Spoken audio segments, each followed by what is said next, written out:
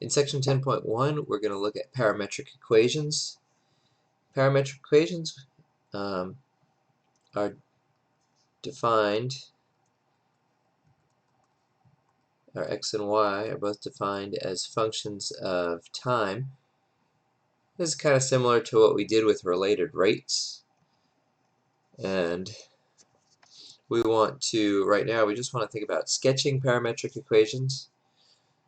So our first example is x equals t squared minus 2t, y equals t plus 1. Probably the easiest way to sketch a parametric equation is to plot points and then sketch it. So now instead of just having an xy table, we have a t, x, and y table. We can pick some values for t, calculate the values for x, calculate the values for y. Notice our x is a function of t and y is a function of t. But in this problem, as we see, or as we will see, y does not have to necessarily be a function of x. So let's pick some values. How about -1? Substituting it in, we get a 3 for the x and 0 for the y. 0, 1, 2, 0 for x, 1 for y, -1 for x, 2 for y, 0 for x, 3 for y. Let's go one more.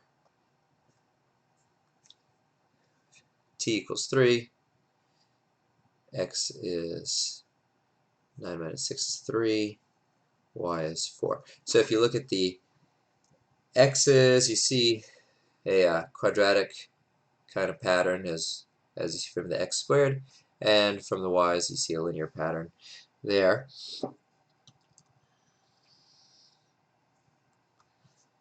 Plotting these points on an xy axis,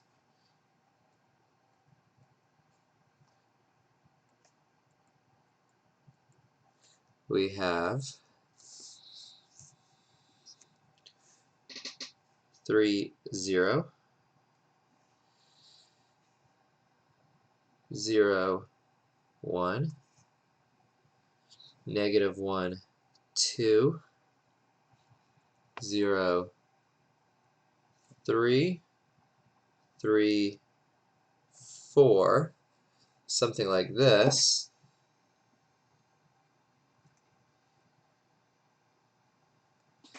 As you can see, it's a parabola on its side, and that is not a function of x. Also, note that when we deal with a parameter t, we kind of have an order here. We are starting at a smaller value of t and getting a larger value of t. So what that does is that gives us a direction associated with our curve. So our curve is moving in this direction.